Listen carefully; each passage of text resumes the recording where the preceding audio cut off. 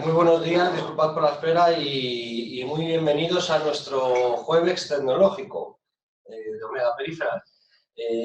La idea de este jueves, que se va produciendo mensualmente, siempre ha sido pues, que desde Omega presentemos una serie de tecnologías y soluciones que van de acuerdo a buscar una mejora en las infraestructuras y soluciones y sistemas que tienen nuestros clientes y que muchas veces por tiempo y circunstancias no pueden conocer, abarcar, etc. Hoy en concreto vamos a hablar de la hiperconvergencia y para ello pues está Pepe López con nosotros. Pepe, ¿puedes presentarte? Buenos días, claro, cómo no. Buenos días a todos. Soy Pepe López, ingeniero de preventa en VMware y en particular especialista en soluciones de hiperconvergencia, Nissan VXLAN. Estupendo. Antonio Fernández, que está a mi lado, ¿puedes presentarte? Hola, buenos días, soy Antonio Fernández y bueno, soy el responsable de la división de New Business dentro de Omega Peripherals. Y bueno, pues, agradecerte desde Omega el que hayas podido asistir con nosotros a este evento. Creo que todo lo que hemos estado haciendo con todos los jueves siempre ha sido muy interesante y bueno, contar con una persona que creo que es bastante importante dentro del mundo del almacenamiento por su trayectoria, pues es muy grato. Pues ahora, vamos a ver algo. Estupendo. Yo, para que lo sepáis, soy Jaime López Brea y pertenezco al departamento de New Business, donde Antonio es el responsable. Y bueno, para la gente que no conoce Omega, así en resumen, Omega es una compañía, un integrador de sistemas que lleva 26 años en el mercado. El año pasado fue nuestro 25 aniversario. Y comenzó y ha tenido su evolución muy especializada en data center. Estamos hablando de storage, virtualización, backup, escritorios virtuales, etc. Eso ha sido un poco la evolución de Omega durante muchos años. Luego, con la evolución del mercado también pues, se fue añadiendo la parte de ciberseguridad, la parte de networking, que también abarcamos, y recientemente pues estamos dando un paso más y ya empezamos a hablar con los clientes y buscando soluciones pues tipo Big Data, tipo de análisis predictivo, y asimismo pues también tenemos una parte de desarrollo que bueno, pues al fin y al cabo está de moda en los clientes hablar de containers y dockers y todo esto que al final es donde parece que va el mercado. Somos unas 130 personas en toda España y nos repartimos en oficinas en Barcelona, Bilbao, Madrid, Vigo, Pamplona, Sevilla y San Sebastián. No, Sevilla, y dentro de muy poquitos días abriremos una oficina en Valladolid. Y Valladolid, es verdad. Con lo cual, tenemos una facturación el año pasado, para que lo sepáis, de 38 millones de euros, con lo cual, pues, estamos hablando de un integrador con un recorrido, una historia y con un nivel de negocio bastante amplio. Como podréis entender, tenemos clientes de todos los sectores y de todos los tamaños, pero lo que nos diferencia y lo que nos hace únicos, al fin y al cabo, es el ser multifabricante. Internamente y a nivel técnico somos conocedores de la gran mayoría de las soluciones líderes del mercado en los ámbitos que he mencionado, con lo cual nos permite tener un acercamiento al cliente de una forma un poco diferente, es decir, podemos implantar soluciones híbridas con diferentes marcas, con diferentes entornos, siempre buscando la optimización y al fin y al cabo la mejora y el ahorro para el cliente. Y eso es un poco lo que nos hace tener el éxito que hemos tenido y la evolución que ha habido hasta ahora. Así que, bueno, pues eso es un poco el resumen de Omega, muy rápido. La verdad es que, bueno, en este jueves lo que vamos a hablar es con uno de nuestros principales fabricantes con los que trabajamos, que creo que tanto para VMware como para Omega es muy importante dentro del ecosistema a nivel de partner, por conocimiento y por implementación de soluciones. Y yo creo que no deberíamos de conocer con lo que Pepe nos va a presentar, que yo creo que Pepe nos va a presentar una cosa que a todo el mundo le tiene ahí el resquemor de la hiperconvergencia, y yo creo que deberíamos de empezar cuando vosotros queráis ya a avanzar sobre ello. porque yo creo que es un tema muy interesante y que la verdad es que es el gran desconocido porque todo el mundo conoce VMware por el SX famoso y por el vSphere y por todos los productos que tenéis alrededor. Pero vSAN yo creo que es un producto que los clientes que tienen vSphere no llegan a conocer o a profundizar y yo creo que es muy interesante que no lo profundices. Totalmente. Pues Pepe, te voy a ceder el control y bueno, y vamos a empezar hablando, pues como hemos comentado, de lo que es el concepto de la hiperconvergencia. Es decir, al fin y al cabo, ¿qué es? Vamos a empezar por el principio. ¿Qué es? Pues es una buena pregunta y, de hecho, cuando estuvimos discutiendo un poco cómo íbamos a organizar la sesión, yo creo que todos estamos de acuerdo en empezar por lo básico, Claro. que es la hiperconvergencia. Se habla mucho, de verdad que somos unos cuantos fabricantes que llevamos años hablando de hiperconvergencia en nuestros clientes y con nuestros partners, pero bueno, lo primero era pues describir un poco en qué se basa.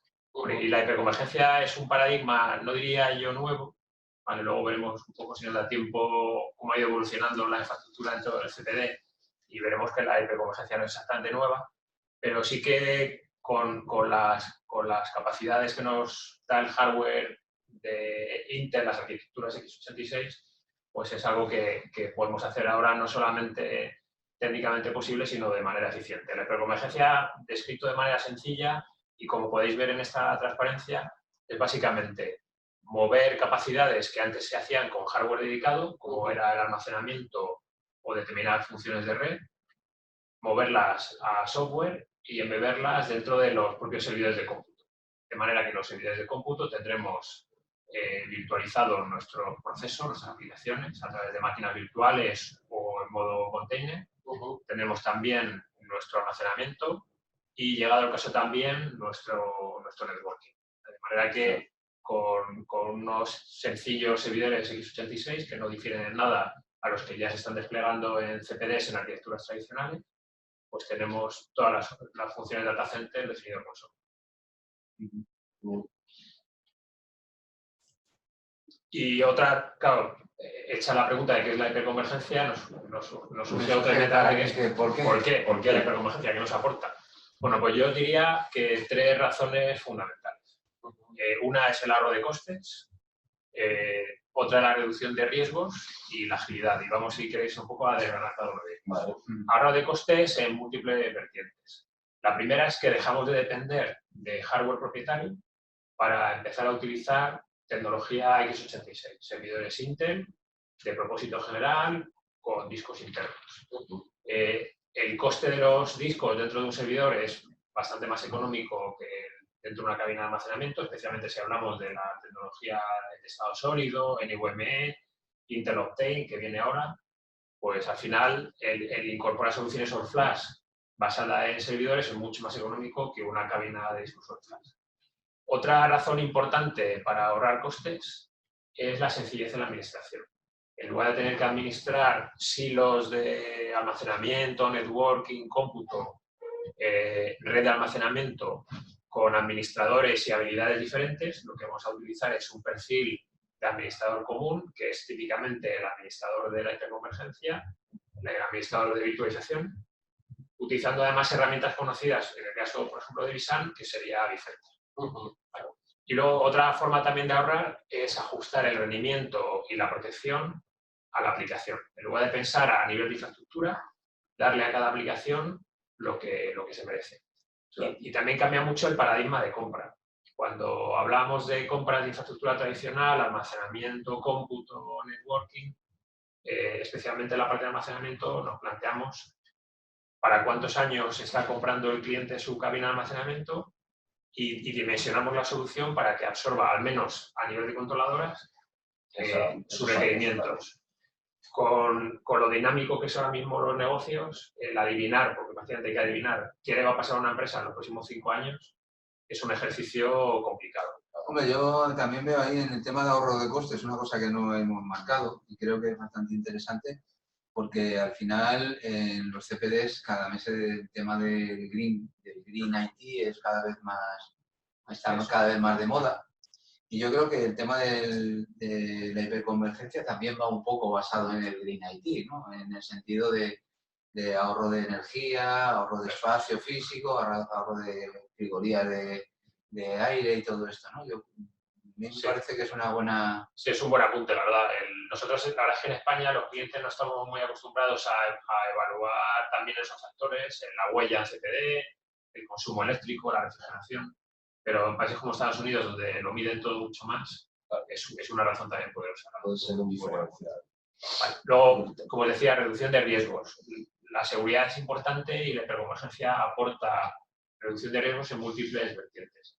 Desde la seguridad más estricta, como puede ser, por ejemplo, la capacidad de cifrar datos, si nos moviésemos también al ámbito de la virtualización del networking, pues la capacidad de controlar nuestro tráfico dentro del CPD también sería importante. Pero luego estamos hablando, por ejemplo, la automatización de tareas que antes se hacía manualmente y que ahora se hacen con procesos automatizados, que reduce el riesgo y maximiza el tiempo de nuestros administradores. Las capacidades de chequeo de la propia solución. ¿Vale? En el caso, por ejemplo, de Visan, incorporamos un chequeo que llamamos Health Check, que vigila de extremo a extremo no solamente la funcionalidad de los componentes, sino también en todo momento si esos componentes están o no siguiendo las buenas prácticas de VMware, pues eso sería otra vertiente que minimiza el riesgo. Veremos también que la sencillez en las actualizaciones lo que nos permite es estar en una plataforma mucho más protegida de vulnerabilidades que lo están las arquitecturas tradicionales, donde hacer un upgrade es mucho más doloroso. Y luego la agilidad. Como decía, en un mundo tan dinámico en el que las líneas de negocio están requiriendo a los departamentos de informática que desplieguen nuevas aplicaciones lo más rápidamente posible, pues no solamente el despliegue de la infraestructura, sino el poder aprovisionar esas aplicaciones, las plataformas definidas por software nos dan una agilidad que es muy complicado igualar en la arquitectura tradicional.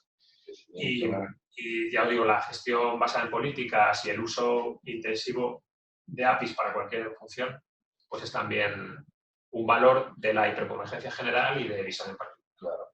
Bueno, habrá que también entender, hemos llegado a esto, pero habrá que entender también la historia del almacenamiento como tal. Sí. Porque hay unos cambios que nos hacen llegar a esto, claro. Pues efectivamente, en esta slide he intentado reflejar un poco cuál ha sido la historia del cómputo y del almacenamiento dentro del data center. Vale, bueno, pues para aquellos que sois jóvenes, alguna de esos no lo conocemos. Alguna foto de estas no sonará mucho. Yo, por ejemplo, la que tenéis abajo a la izquierda, la trato con mucho cariño. Yo esa la conozco, porque la de arriba no he llegado a esa. Yo me incorporé a HP hace muchísimos años como especialista de los net servers, que eran un poco la respuesta de los fabricantes al mundo mainframe, al mundo de soluciones monolíticas, y con la aparición de los primeros sistemas Unix y sobre todo de Windows NT, que fue el primer sistema operativo servidor de Microsoft, pues se llevó, digamos, a un mundo más mediana empresa, lo que antes estaba reservado a las grandes empresas con el mundo mainframe. Si os fijáis en ese primer hito, que es servidores con disco interno y sistema operativo Microsoft, ya estamos viendo algún modelo que se parece mucho a la hiperconvergencia de hoy. Los sistemas nacieron con su propio disco. ¿Qué ocurre? Que conforme fueron desarrollándose más aplicaciones y los sistemas fueron creciendo en capacidad, tenía poco sentido mantener cada aplicación en un servidor dedicado y sobre todo con su propio almacenamiento. Y empiezan a consolidarse las infraestructuras de almacenamiento a cabinas inicialmente por SCSI y posteriormente por Fibre Channel. Y yo diría que ese será el primer hito de almacenamiento, la consolidación. El segundo hito nos lo da la virtualización del cómputo. La virtualización del cómputo, como tal, no la inventó VMware, pero es verdad que VMware hace 20 años, al llevarla al mundo de la tecnología Intel, pues la puso al alcance de muchos más clientes de los que estaban capacitados para virtualizar grandes sistemas Unix propietarios o mainframe de IBM. Y yo diría que el último hito, el que ha terminado de transformar todo el mundo del IT, es el advenimiento de la nube. El modelo operativo de nube lo que nos pide son infraestructuras ágiles que se consuman en función de las necesidades y en las que todo está basado ya en software. ¿vale? No solamente se virtualiza el cómputo, como ya tenía mucha gente su data center, sino que virtualizan todos los componentes. Y si vas a ver un CPD de un proveedor de nube pública hiperescalar como Azure, Google, Amazon, lo que tiene son servidores en un formato más o menos enracable, con discos y con todas las funciones definidas por software. Entonces, es un poco la evolución y por qué la hiperconvergencia está llegando al CPD de clientes de todo tipo de tamaño. Porque es, digamos, una forma de repetir el modelo operativo que están utilizando ya los grandes proveedores de nube. Bueno, hablas de clientes y cómo lo perciben, es decir, cómo está llegando al fin y al cabo al cliente, cuál es la aceptación. Pues... ¿O en qué casos veis más la aproximación de la hiperconvergencia, ¿no? Pues bueno, la verdad es que de la hiperconvergencia se lleva hablando ya varios años y es verdad que al principio de una forma muy anecdótica y para ciertos casos de uso. El primero de ellos fue la virtualización de escritorios, los entornos VDI. Precisamente por lo que hablaba, en un entorno VDI es muy difícil que salga el caso de negocio por el coste que tiene acumular infraestructura de alto rendimiento en 3 niveles. Entonces, la economía de la hiperconvergencia facilitaba mucho estos proyectos de VDI. Pero la verdad es que lo que estamos viendo ahora es una adopción creciente y cada vez más en todo tipo de carga de trabajo. ¿Vale? Por ejemplo, aquí en esta transparencia os recojo las predicciones de IDC para los próximos 4 años en el crecimiento de las soluciones de hiperconvergencia. Están hablando de más de un 30% de crecimiento anual y sobre todo lo que me parece también muy importante es que de aquí a 2022, que es la vuelta de la esquina, piensa que en torno a un 48% del almacenamiento de bloque estará desplegado como solución definida por software, como solución hiperconvergente.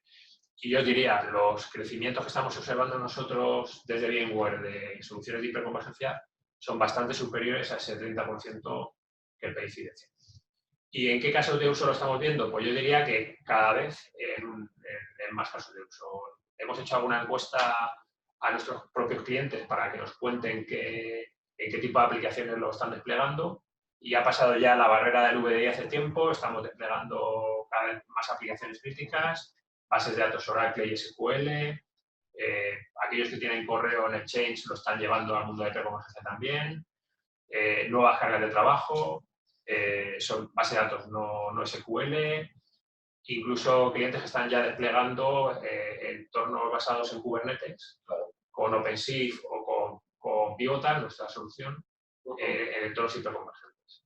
Realmente ahí, yo diría, salvo entornos NAS y bases de datos que no caben físicamente por su tamaño en una sola máquina física, el resto de soluciones están yendo a hiperconvergencia con bastante rapidez. O sea, lo que nos estás explicando un poco es que al final prácticamente lo que los clientes están es definiendo su entorno de almacenamiento. Cuando alguien quiere sustituir una cabina, digámoslo así, estamos hablando de que con la solución de hiperconvergencia lo que estamos sustituyendo es podemos sustituir la propia cabina y el propio cómputo del CPD en un único entorno muchísimo más fácil de gestionar y más fácil de administrar. Eso es. El cliente se está planteando ahora, a la hora de renovar sus cabinas de almacenamiento, incluso sus servidores, cuál es el siguiente paso a dar en su transformación digital. Y esa transformación pues, puede ser gradual o puede ser en un solo paso. La ventaja de las soluciones hiperconvergentes de VMware es que permiten partir de un entorno basado en nuevos servidores con vSAN y todavía utilizar la plataforma anterior de almacenamiento hasta que esa plataforma se amortice. De manera que la transformación sea progresiva. Pero sí, es un caso en el que clientes altamente virtualizados se plantean por qué mantener una cabina que solamente está dando servicio a mi hipervisor, a BSV, si puedo hacer que el propio hipervisor sea el que se dé el almacenamiento exactamente. Con lo cual aumentas también el rendimiento dentro de los entornos, lógicamente. El rendimiento es bastante mayor. Efectivamente, la eficiencia en el procesado de la I/O es mayor, es mejor y en muchos casos lo que estamos viendo también es ahorros en coste respecto a soluciones de disco tradicional porque, por ejemplo, eliminamos toda la parte de red de almacenamiento, que es un coste en adquisición, en mantenimiento y en administración también significativo. Bueno, pues hemos visto el concepto de hiperconvergencia, qué es, su evolución y bueno, y dónde está aplicando, pero ahora vamos a entrar ya en... A ver qué es lo que ofrece VMware en este Claro. tipo de soluciones. ¿Cuál es la aproximación de VMware en la hiperconvergencia? Bueno, pues como os decía, VMware lleva ya unos años en el mundo de la hiperconvergencia. Yo que me incorporé a principios de este año, es verdad que desde fuera, al principio de manera más tímidamente, yo creo, pero en los últimos 2 años de forma mucho más decidida. Y bueno, pues lo que os tendría que decir de vSAN es una solución de hiperconvergencia cuyo valor diferenciador es que se integra en vSphere, que es el hipervisor con diferencia más desplegado en el mercado. Entonces, básicamente, lo que hacemos es, como cualquier solución de hiperconvergencia, construir en base a una serie de servidores Intel con discos internos un único data store, utilizando nuestra propia terminología, un único data store distribuido por todos los nodos, en los que no necesariamente todos los nodos aportan almacenamiento, es decir, puede haber nodos que solamente tengan cómputo y nodos que tengan almacenamiento, en los que puede crecer horizontalmente añadiendo servidores, pero también verticalmente añadiendo discos y, como decía, compartiendo datastores clásicos de almacenamiento tradicional con el datastore vSAN, ¿vale? Y que puede escalar de manera sencilla, sin más que añadir las licencias correspondientes en los nuevos servidores, que no se licencia por capacidad, sino solamente por el número de CPUs del entorno, y que se gestiona mediante políticas y no tanto mediante infraestructura. Os diría también vSAN, como solución de almacenamiento, se gestiona por las herramientas de vSphere. Al estar integrada en el previsor, pues se gestiona desde Virtual Center, de manera que los clientes que ya utilizan vSphere fácilmente pueden adoptar almacenamiento definido por software vSAN, puesto que la herramienta con la que van a gestionarlo es la misma que ya conocen. Con lo cual, curva de aprendizaje, momento. Muy rápido. Exactamente. Claro. Eso siempre es un diferencial, está claro. Un detalle más sobre vSAN es, vSAN, como os decía, no ofrece una protección basada en la infraestructura. Si os planteáis, cuando se adquiere una cabina de almacenamiento, en mente tenemos niveles de RAID. ¿Qué grado de protección? Pues voy a darle un RAID 1, estas runes las voy a crear con un RAID 5, y entonces hago que, dependiendo de dónde cómo quiera proteger mi entorno, mi aplicación, pues dejo caer mi aplicación o las máquinas virtuales de esa aplicación en un alumno o en otra. Pues el caso de vSAN es diametralmente opuesto. Nosotros pensamos desde el punto de vista de aplicación, no desde el punto de vista de infraestructura. De manera que lo que definimos es objetos dentro de la infraestructura. Esos objetos son componentes de una máquina virtual, desde sus discos virtuales, sus ficheros de configuración, el swap, y esos objetos los protegemos en base a una política. Aquí, por ejemplo, en esta transparencia muestro el ejemplo de una máquina cuya protección es un RAID 1. Vale, luego, si nos da tiempo, hablamos un poco más de qué nivel de protección podemos tener. Pero en este ejemplo es un objeto que se divide en componentes. Para que os hagáis una idea, un detalle técnico, cada componente tiene un tamaño máximo, que son 255 gigas. Si tengo un objeto, en este caso un VMDK de 700, pues segmento ese objeto en 3 componentes y, como he definido una política para esa máquina virtual que lo proteja con RAID 1, pues lo que haré será definir en un nodo una copia de esos componentes y me llevaré a un nodo en otro dominio de fallo, que en este caso es un servidor, una réplica. De manera que en todo momento cualquier máquina, cualquier host del clúster puede acceder indistintamente a cualquiera de esas 2 copias de lectura y eso nos garantiza un rendimiento consistente. Vale, no dependemos de la proximidad de la máquina virtual al dato, porque todos están igualmente próximos. O sea, aquí eliminamos, dicho de mala manera, los RAID famosos de las cabinas, sino que es un RAID distribuido dentro de todo. Eso es. Lo que hacemos es una distribución de todos los entornos, pero aunque esa distribución se parezca a un RAID, por en definitiva además no deja de ser una réplica o una protección basada en paridades, eso se hace de manera granular para cada entorno. Que yo diría la licencia. Bueno, Y diferencias con otros fabricantes, que al fin y al cabo, ¿por qué VMware? Sí, ¿Vale? yo... ¿Por qué? La verdad es que, bueno, sin entrar en detalles de cómo somos mejores que la competencia, yo diría que lo que tiene sentido es hablar de las bondades de Visan. Y yo he distinguido 3 fundamentalmente. La primera es la integración en el hipervisor. ¿Vale? Somos la única solución de hiperconvergencia cuya capa de almacenamiento está integrada en el hipervisor. De hecho, Visan es una funcionalidad del hipervisor. Simplemente se licencia y a partir de licenciar Visan puedes construir ese Visan Data Store con los discos internos y utilizar las herramientas de gestión, tanto a nivel de línea de comandos como herramienta gráfica, del propio BIOS. Entonces, esa integración, pues, que supone, en primer lugar, ahorro de costes. ¿Vale? El ratio de máquinas virtuales que caben en cada host es ligeramente mayor que en otras soluciones, porque somos un poco más eficientes en el consumo de recursos. En esta vida nada es gratis, es decir, que si necesitamos comprimir, deduplicar, generar esos RAID de los que hablábamos, eso consume RAM y CPU, a nosotros y a cualquiera. La diferencia es que nosotros solamente las consumimos bajo demanda, en otras soluciones hay que reservar esas capacidades upfront, y por esa integración con el hipervisor, pues somos algo más eficientes. Y luego, la integración supone mayor facilidad de gestión, porque no solamente quitamos capas dentro de nuestra infraestructura del data center, sino que además lo hacemos con una herramienta de gestión común que es Vicente. ¿Vale? Esa sería la primera de las diferencias. La segunda, como os decía... Perdón un segundo sí. que te corte. Es que me está llamando mucho la atención una serie de cosas, ¿vale? Estoy viendo que en todas las slides ponemos discos SSD.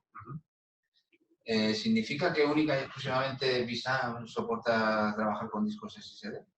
Podemos trabajar solo con SSD, pero no necesariamente. Mirad. No, es más que nada porque es muy curioso, porque en todas las slides nos estás poniendo SSD. Imaginamos que todo el mundo no tiene soluciones ahora mismo montadas con SSD. Entonces, bueno, pues... Pues sí, es una buena pregunta. Tenía por aquí... Con el teclado. Sí, tengo por aquí una transparencia que habla de las topologías de Visan. Bueno, como os decía, efectivamente las slides muestran disco estado sólido, pero nosotros podemos trabajar con lo que llamamos configuraciones híbridas o configuraciones all flash.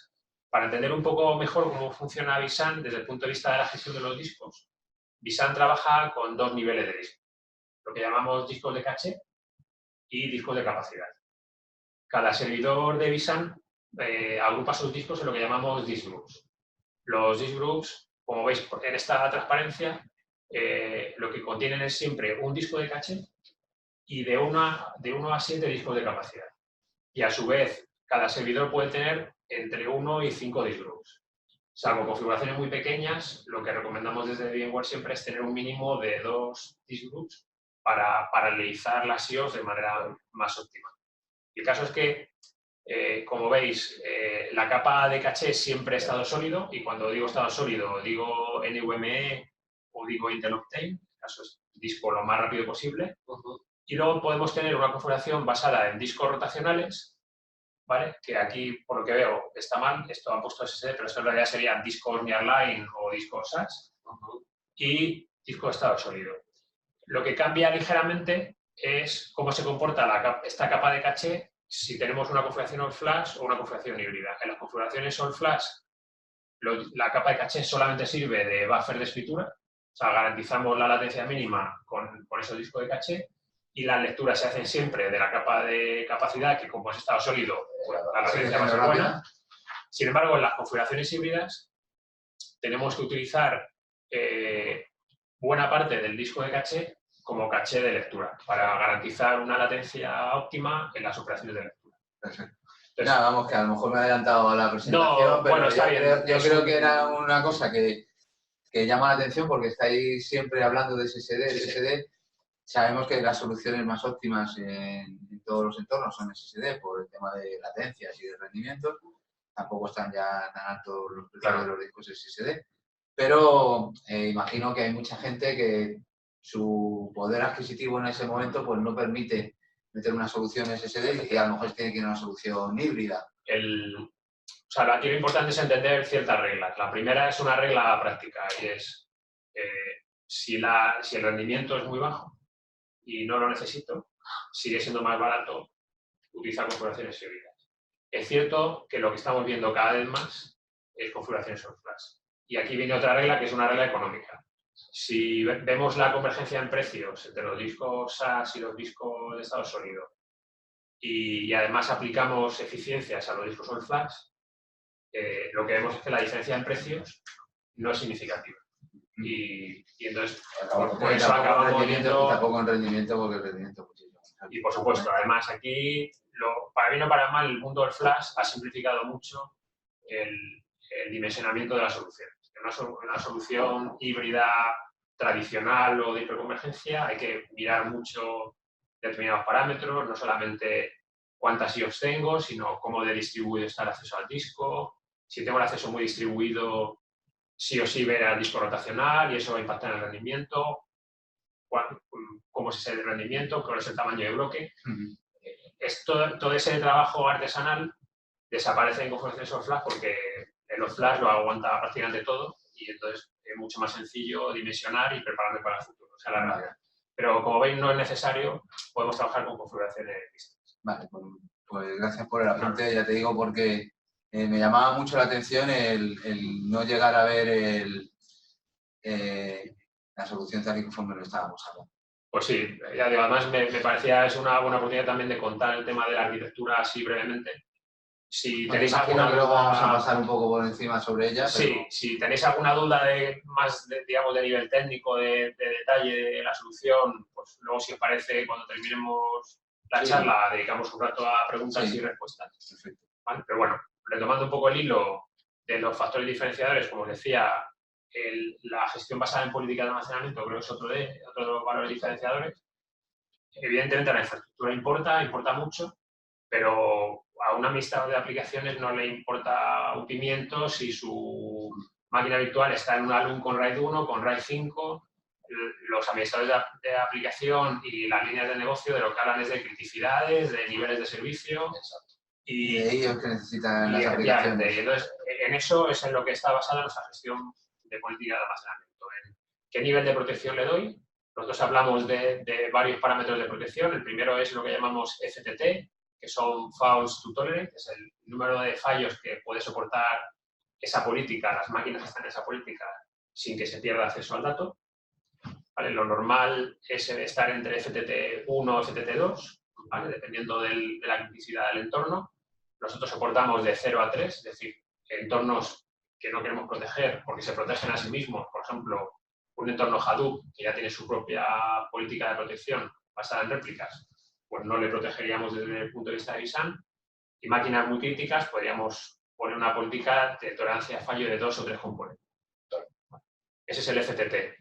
Y luego el método de tolerancia es lo que tradicionalmente hemos considerado como RAID. Nosotros trabajamos con RAID 1 en configuraciones híbridas y all flash y con RAID 5 y RAID 6 en configuraciones all flash. ¿Vale? ¿Por qué solo en all flash? Entendemos que el coste de los discos rotacionales no justifica hacer paridades, es más sencillo hacer réplicas y sin embargo en aquellos discos que son más caros, los discos de estado sólido, pues sí merece la pena guardar el dato con mayor eficiencia. ¿Vale? Además, tradicionalmente cualquier solución de almacenamiento, el rendimiento de un RAID 1 es siempre superior al de un RAID 5 y nosotros no somos una excepción. La diferencia no es muy grande, pero intentamos siempre que el disco rotacional el rendimiento sea óptimo y eso a día de hoy se hace con RAID 1. Entonces, podemos mezclar, ya os digo, niveles de resiliencia con método de tolerancia y en configuraciones all flash, ya digo, el máximo de combinaciones. Y luego podemos decirle, si queremos reservar una fracción del espacio de esa máquina virtual en estado sólido, porque en configuraciones híbridas, evidentemente, si tenemos claro que dentro de mi entorno híbrido hay una máquina virtual especialmente crítica para mi negocio, pues la puedo subir total o parcialmente al estado sólido. Y finalmente, si quiero o no, darle un límite en operaciones. Si tengo un entorno de test o de desarrollo dentro de mi clúster productivo, Y definir que no pase de tantas IOS y que no me impacte contra el entorno de... Esa es la idea. Vale, entonces, muy bien. esto se maneja, las políticas de almacenamiento se manejan desde vCenter, con lo cual yo puedo perfilar varias políticas de almacenamiento e ir asignando esas políticas de almacenamiento a mi entorno. Puedo automatizar la asignación. Por defecto, siempre hay una storage policy a la que se asignan todas las máquinas virtuales, pero puedo definir etiquetas y cada vez que cree una máquina con una determinada etiqueta, se le asigne una determinada política de almacenamiento, con lo cual la automatización aquí es importante. Creo que está muy avanzado, pues, sobre todo por el tema de las IOS, que no todos los entornos te permiten gestionar el nivel, llegar hasta el nivel de la IO que la máquina va a necesitar. Sí, eso al final tiene que ver con esa integración con el hipervisor que, como decía al principio, es diferenciador. Y luego, el tercer factor diferenciador es la flexibilidad en el despliegue. Seguro que muchos de vosotros, si no lo habéis hecho ya, os estáis planteando cómo me voy a hablar, cómo se va a hablar mi empresa con el mundo de la nube. ¿Vale? Entonces, y por otro lado, aquellos que tengáis oficinas remotas, ¿cómo acerco yo las infraestructuras de IT a esas oficinas remotas? ¿Vale? Bueno, la ventaja de vSAN es que nos permite despliegues en estos tres escenarios, en escenarios de oficinas remotas con clústeres de 2 nodos, en CPDs con clústeres de 3 a 64 nodos por clúster, y podemos hacer despliegues en proveedores de nube que tengan el stack de VMware. ¿Vale? Hay múltiples proveedores de nube, seguro que trabajes con alguno de ellos, pero yo te diría, un poco por hacer una referencia más relevante, VMware tiene un offering dentro de Amazon, que lo llamamos VMware Cloud o Amazon Web Services, que lo que permite es reservar en modo pago por uso una serie de hosts físicos dentro de la infraestructura de Amazon, y sobre esos hosts físicos y gestionados por VMware se despliega todo el stack de Software Defined Data Center de VMware. De manera que un cliente que quiera, por ejemplo, montar un DR en la nube o que quiera descargar de manera temporal ciertas cargas de trabajo a la nube, las típicas campañas estacionales. ¿Por qué comprar infraestructura en mi CPD y correr mis aplicaciones allí si van a durar 2 meses, la campaña de Navidad? Pues lo que hago es que contrato en modalidad pago por uso infraestructura VMware en la nube, con la ventaja de que cuando termine de usarla, la pago y dejo de consumir. Y no solamente la flexibilidad está bien, sino la consistencia. Utilizando tecnología VMware, puedo utilizar un set de herramientas y ver toda esa infraestructura distribuida por múltiples ubicaciones dentro de mi entorno de vCenter. Como si fuera un único data center. Exactamente, un data center extendido con seguridad controlada, incluso en la capa de red. En estos casos, por ejemplo, de nubes híbridas, es muy interesante la virtualización del networking, porque lo que me permite es darme una transición entre nube y CPD transparente para las aplicaciones, porque todas tienen una capa subyacente de red virtualizada, y, por supuesto, la virtualización del almacenamiento, porque me permiten, en todos los casos, sí, te da la flexibilidad de poder mover máquinas a la nube de una manera fácil y sencilla, y que luego te las puedas traer, porque todo el mundo va a la nube y luego el problema es volver. Eso, de la vuelta. Pues al ser un stack VMware, pues esas capacidades son nativas. A mí esto además me parece muy relevante de acuerdo a hacia dónde va el mercado, y me explico. Normalmente cuando se está hablando de nubes híbridas, realmente estamos hablando de una falacia ahora mismo, es decir, porque la gente lo que hace es tener unos servicios on-premise, en local, y otros servicios en formato cloud. Con este formato sí vamos a la hibridación, sí vamos a la capacidad de alternar en un entorno o en otro según nuestras necesidades. Lo que has comentado, tengo mis sistemas funcionando, pero yo tengo un pico de producción o una necesidad concreta durante X tiempo al año, y en ese momento yo desbordo y creo algo en la nube que además manejo desde mi consola. Exactamente. Con lo cual, eso es algo híbrido, algo que nos hace ser más flexibles y de cara a los cambios que estamos viendo. Sí, que cada día son más importantes. O sea, al final, cada día hay más clientes que están viendo el tema de cloud como una solución a sus crecimientos, a sus posibles crecimientos, y yo creo que con el stack este vuestro que tenéis en la nube, yo creo que la facilidad de subir y bajar es sencilla, Y luego yo creo que también que lo tengas en un punto de gestión, para mí yo creo que es muy importante. Eso es, me parece más una de las cosas. Sobre todo porque, ahondando en vuestros comentarios, uno de los hándicaps que tienen los clientes a la hora de ir a la nube es la transformación de sus aplicaciones.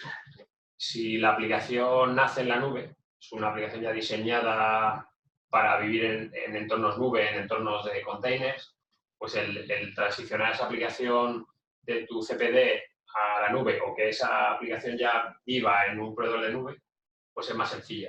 Pero para todas las aplicaciones legacy que están corriendo en tu CPD, ese proceso de transformación es muy costoso y lleva mucho tiempo.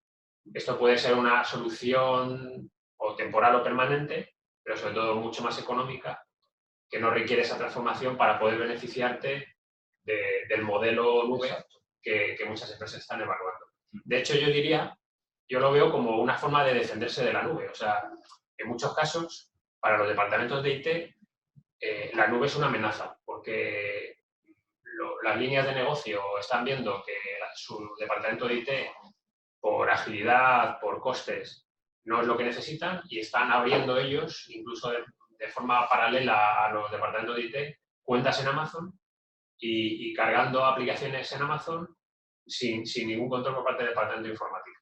Pues una manera de, digamos, volver a esos usuarios díscolos al redil, pues será ofreciéndoles un modelo operativo de nube dentro del departamento de IT y conviviendo CPD con nube. Sí, porque al final el usuario, el que vaya a ir a la nube, no tiene por qué saber dónde está el host. Puede estar el host en on-premise, puede estar en la nube porque no sabe dónde realmente lo va a estar fijando. Al usuario en realidad le da lo mismo. O sea, el usuario lo que quiere es protección de su reputación y de su seguridad, agilidad, rendimiento, o sea, habla de niveles de servicio. Sí, y le da lo mismo donde esté. Y efectivamente esos detalles, al final lo que miran es cómo de eficiente en costes es la solución, pues si la tiene que pagar él, y si cumple sus SLAs.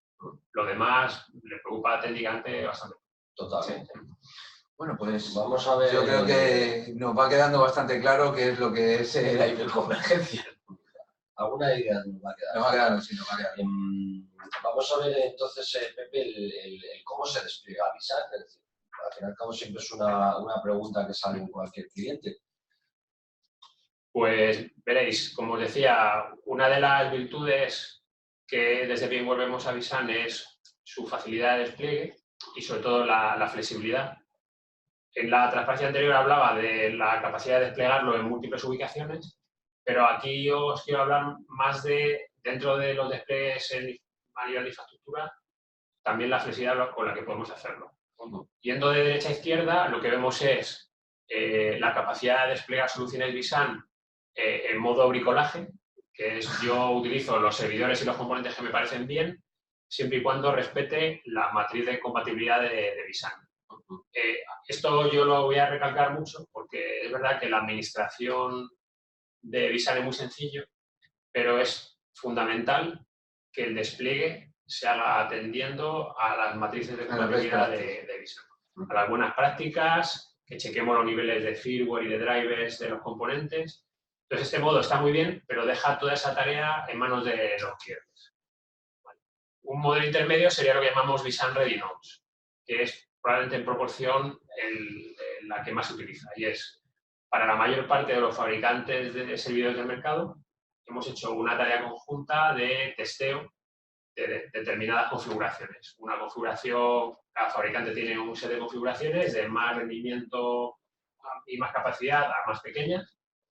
Y esas configuraciones utilizan una serie de componentes con sus niveles de firmware correspondientes y de drivers que han sido probadas conjuntamente. De manera que un cliente evalúa el tamaño de su entorno y elige el Visan Ready Node que le toca. ¿Por fabricante, por la seguridad del fabricante? Eso o por si pues alguien que esté acostumbrado a trabajar con Dell, con Fujitsu, con HP, pues tendría Ready Nodes, ya os digo, de prácticamente cualquier fabricante del mercado, incluso alguno que ni siquiera conocemos. Sí.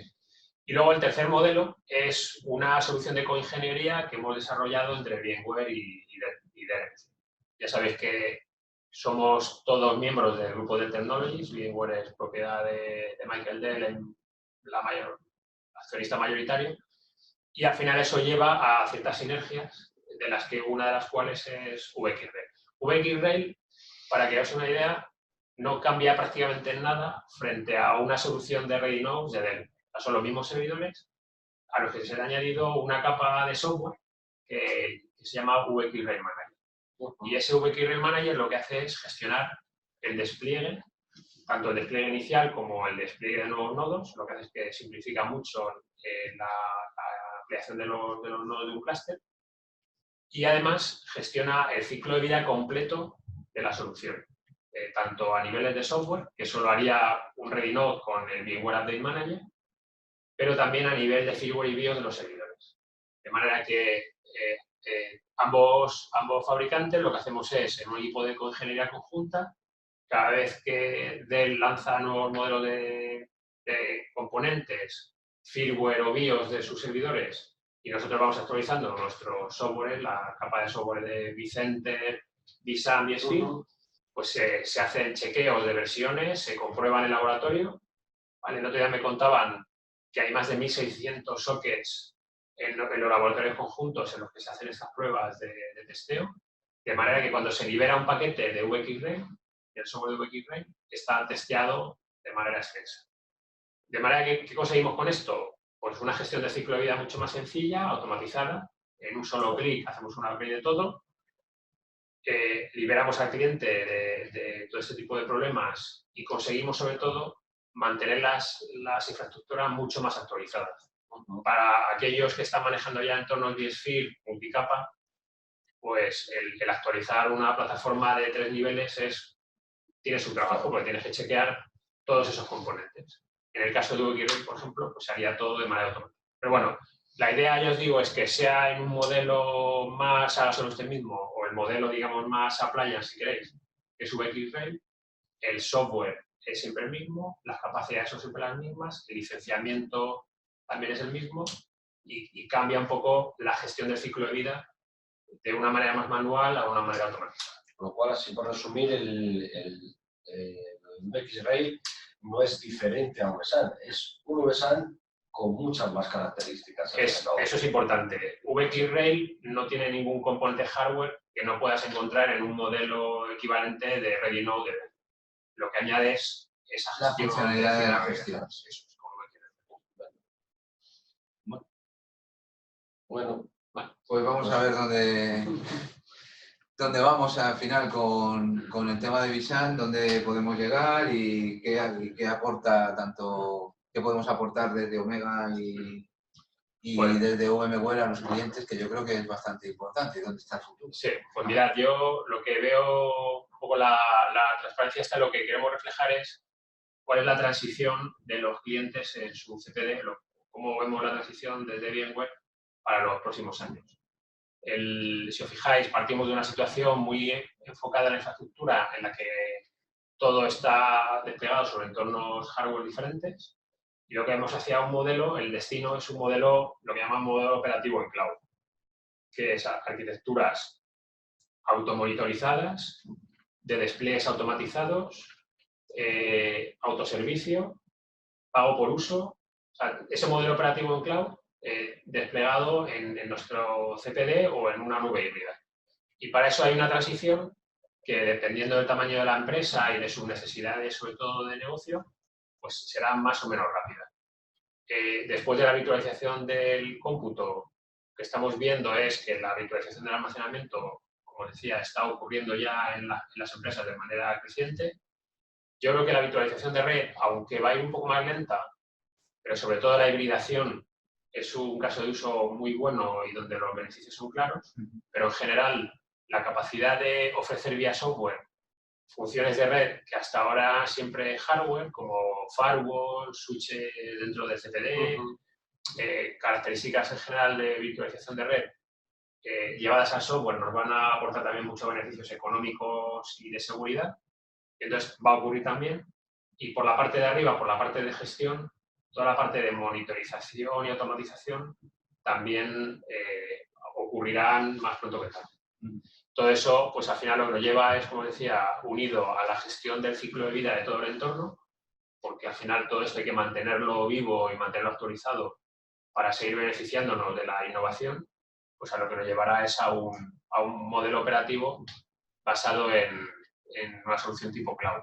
Y en el caso de VMware, esa solución tipo cloud es lo que llamamos VMware Cloud Foundation, que es la conjunción de vSphere, de la virtualización del almacenamiento con vSAN, la virtualización de la red con NSX y por la parte operativa, vRealize, tanto Operations como Automation.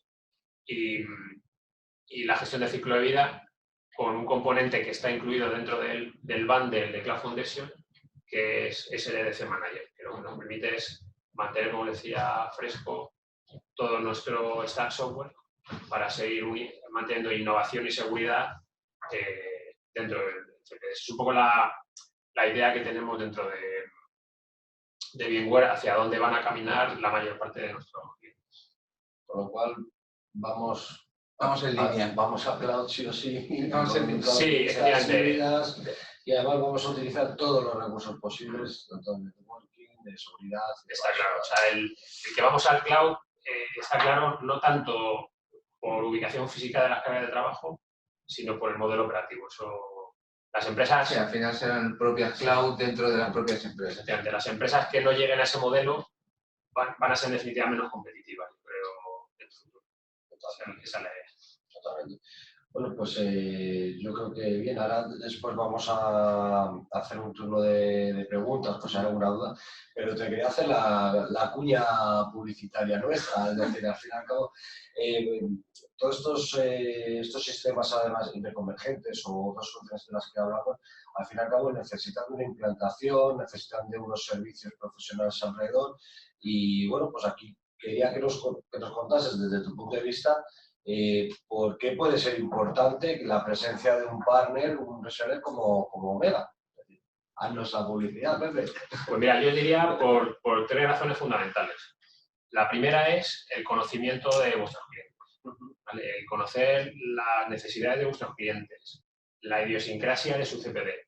Eso es un valor que un fabricante nunca puede dar. La distancia fabricante-cliente final es mayor por naturaleza. Luego, la segunda es el grado de conocimiento de soluciones de almacenamiento que hay dentro de Omega. Es un partner que en soluciones de almacenamiento tenéis un historial ya de muchos años y el adoptar soluciones de almacenamiento definido por software es algo natural. Y luego, como decía, vSAN es una solución que en el día cero hay que desplegar muy bien, basada en nuestras buenas prácticas, basada en una integración con el networking del cliente consistente con el cliente y consistente desde el punto de vista de vSAN. Y eso es algo que partners como vosotros, formados en la solución, pues podéis aportar frente a otros que no lo estén tanto. De manera que, al final, el garantizar no solamente un despliegue correcto, sino que ese despliegue cumple lo que el cliente necesita, pues es fundamental. Yo creo que ahí Omega tiene una posición de privilegio. Hoy te dejamos salir, porque... bueno, y luego, estabas comentando del tema del despliegue, de la importancia del conocimiento del cliente, de la solución y demás, y a mí sí me gustaría, porque recientemente en Omega se ha hecho una implantación de un UX-Ray bastante importante. Cuando digo bastante importante, reconocido como la referencia... Sí, como una de las referencias más grandes que se han vendido en España. Entonces, me gustaría comentar un poco, simplemente para que los clientes sepan lo que está pasando en el mercado, que no hablamos de ciencia ficción, que hablamos de temas reales. Sí, efectivamente. Esto, bueno, lo conocéis vosotros mejor que yo. Yo participé, de hecho, todavía no estaba en VMware y participé en el proyecto como competencia y fracasé estrepitosamente. El caso es que sí, y además es un buen caso para comentaros una topología de la que hemos hablado de vSAN, que es el Stress Cluster. ¿Vale? Estamos hablando de un cliente, uno de los principales medios audiovisuales español, que tiene en su campus 2 CPDs y que tenía ya soluciones de almacenamiento activo-activo. Vio claramente los valores de la hiperconvergencia, de hecho ya tenía una solución de hiperconvergencia con un entorno pequeño y decidió llevar esos beneficios a su producción. Y lo que ha montado es un VS Rail, en ese caso, Stress Cluster, entre sus 2 CPDs. Y bueno, Aquí ya hablamos nosotros mismos de la percepción del cliente. Sí, yo que, bueno, más o menos conozco bien el cliente, yo sí que os puedo decir que la percepción del cliente es increíble. De hecho, el nivel de latencia, por ejemplo, de acceso a disco es, vamos, tarda en arrancar una máquina aproximadamente un segundo. Tiene 450 máquinas montadas sobre el entorno. Y curiosamente ha detectado que puede perder prácticamente casi el 70% del CPD principal y no se entera de que hay una pérdida de servicio, porque la solución de Visan, en este caso, con el entorno de VX Manager, VX Rail Manager y todo esto, pues te permite la flexibilidad de que si se le cae prácticamente un CPD completo, el otro sigue activo y la transición de uno a otro es transparente. No hay ningún tipo de pérdida de conectividad, ni de pérdida de rendimiento, ni de nada. De hecho, se le han hecho actualizaciones de firmware de los propios servidores en vivo, o sea, en producción, en el momento de, como digo yo, álgido de la producción, con lo cual el cliente está realmente encantado con la solución. Con lo cual yo doy las gracias a Visan por la parte de VMware, por la solución que ha implantado, porque el software es un software muy estable y que funciona muy bien. Y a la parte de DLMC por la solución del ecosistema completo que habéis hecho conjuntamente, porque la gestión a través del VX Rail Manager es tan sumamente potente que te puede dar, descubres incluso fallos hardware que a lo mejor con la parte única y exclusivamente de Envisan tendrías que estar pendiente, pues o bien de el visor de eventos del servidor o bien de otras herramientas adicionales, pues para ver prácticamente el hardware propio de la máquina. Pues la propia herramienta del VX Rail Manager te da pues un error de una memoria que puede estar fallando o de cualquier otra opción que el mismo administrador de la solución puede estar en un momento dado reportando ese tipo de solución. Fantástico. Lo que sí me gustaría, Pepe, y en 5 minutos deberíamos de hacerlo, es que es muy importante que todos sabemos cómo funciona Visan, cómo funciona VX-Rail, cómo funciona todo esto, pero ¿cómo puedo implantar o qué necesito yo para poder implantar Visan en mi entorno si tengo licencia de VMware? ¿Qué tipo de licencia? ¿Qué licenciamientos tiene Visan o VMware en este caso para poder implantar las soluciones? Y un poquito ver las diferencias que podemos tener en las diferencias de diferentes versiones, porque lógicamente VX-Rail trae la versión Enterprise, que es la que trae el top de todas las soluciones, pero sé que hay varios entornos. Entonces, si tienes 5 minutos poderlo contar, porque yo creo que los, yo creo que los clientes que nos están escuchando, muchos, casi todos tendrán VMware y yo creo que sería interesante que conocieran el licenciamiento, que es muy importante. Yo creo que es la parte más importante. Sí, sobre todo porque a nivel práctico, efectivamente, hay que saber cómo lo licencias, porque cada licencia tiene un coste distinto. Hay unas funcionalidades diferentes, me imagino. Sí. Bueno, a grandes rasgos, por distinguir entornos. Visan se licencia de dos maneras. O por paquetes de máquinas virtuales, lo que llamamos licenciamiento robo de Remote Office. Paquetes de máquinas virtuales, de 25 máquinas virtuales, que se utilizan sobre todo en clientes que tienen muchos clústeres distribuidos por una geografía determinada, pero con muy pocas máquinas virtuales. Entonces, en ese caso, imaginaos, tenemos 15 clústeres y cada clúster tiene 5 máquinas virtuales. En ese caso, se licencia por máquina virtual y la ventaja de ese licenciamiento, que además, que yo sepa, ningún otro competidor lo hace, es que yo puedo distribuir mis licencias por varios clústeres, de manera que consumo de ese paquete de 25, 5 licencias en cada clase.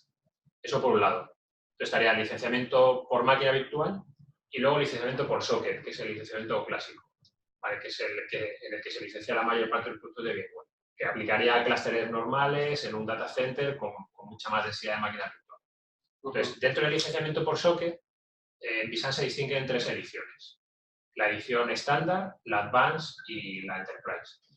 Comentabas antes que VX-Rail solamente licencia vSAN Enterprise. Eso ha cambiado hace un poco, ¿no? 2 o 3 meses.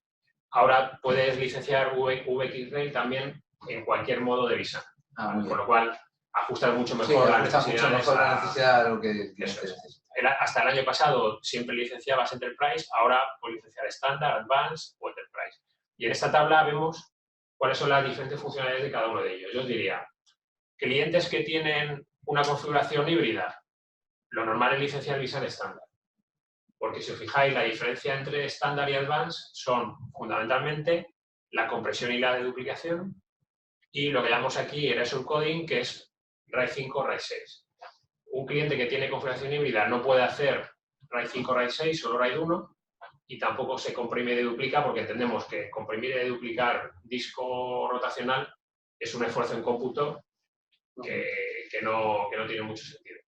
Entonces, para ese caso de clientes all flash que sí que van a comprimir, deduplicar o aplicar eficiencias con erasure coding, tendríamos licenciamiento avanzado. En la última versión, en la versión 6.7, hemos integrado también parte de las consolas de vRealize Operation dentro de vCenter. Hay un apartado dentro de vCenter, unos dashboards, donde vemos a grandes rasgos cómo está comportándose nuestro clúster de vSAN, como lo veríamos desde Operation Manager. ¿Vale? Si el cliente quiere hacer esa integración, pues licenciaría Advanced. Y luego tenemos la última manera de licenciar, que es Enterprise, que es muy simple. Si el cliente hace estrés cluster o el cliente necesita cifrado, entonces licenciará Enterprise. Si no, pues se va a un nivel inferior. Vale, luego hay paquetes de licenciamiento, los que llamamos kits, que los que nos permiten es empaquetar el licenciamiento de vSAN de forma un poco más económica, ¿vale? Que son, pues, por ejemplo, el Essential Kit nos dejaría licenciar vSphere y vSAN como un solo componente. Un detalle, porque también lo suelen preguntar los clientes, ¿qué nivel de licenciamiento necesito de vSphere para utilizar vSAN? No necesariamente Enterprise Plus, ¿vale? Puedo desplegar vSphere estándar y vSAN por debajo. Solamente hay una excepción que es Stress Cluster. Stress Cluster utiliza DRS para crear reglas de afinidad de cada máquina a su CPD y DRS es una funcionalidad de Enterprise Plus, de vSphere Enterprise Plus. Pero si no es ese escenario, con estándar podría servirnos.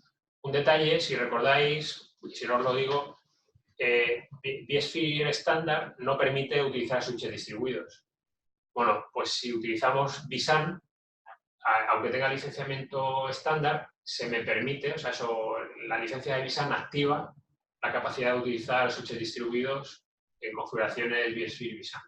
Claro, porque digámoslo así, que trae el vSAN sí trae el tema de switch distribuido. Claro, o sea, te habilita la utilización. Nosotros no requerimos, no es estrictamente necesario utilizar switches distribuidos para vSAN, pero entendemos que en entornos de cierto tamaño, la facilidad y la potencia que nos da los switches distribuidos es muy beneficioso. Bueno, pues podríamos jugar con eso. Una cuña publicitaria sobre vSphere, porque lamentablemente en VMware yo diría que casi es el gran olvidado. O sea, damos por hecho que es el hipervisor de facto del mercado, pero es verdad que hay muchos competidores que están vendiendo la libertad del hipervisor, el poder utilizar cualquier hipervisor del mercado. Dentro de hiperconvergencia, yo diría, vSphere nos está dando a día de hoy unas capacidades, unas funcionalidades que no tiene ningún hipervisor del mercado. Por ejemplo, todo el tema de la planificación, de distribución de cargas, con DRS, el tema de networking, los switches distribuidos. O sea, ¿os imagináis gestionar clústeres de 64 nodos sin switch distribuido, nodo a nodo, configurando en todos los nodos la misma configuración 64 veces? Bueno, Pepe, yo hemos vivido una situación similar, pero con una SAN con 200 y pico LUNs chiquititas y repartidas por todos lados, que eso ya era un Excel infumable. Entonces, eso es. Entonces, las capacidades de los switches distribuidos es algo que, por ejemplo, no tiene ningún otro hipervisor del mercado.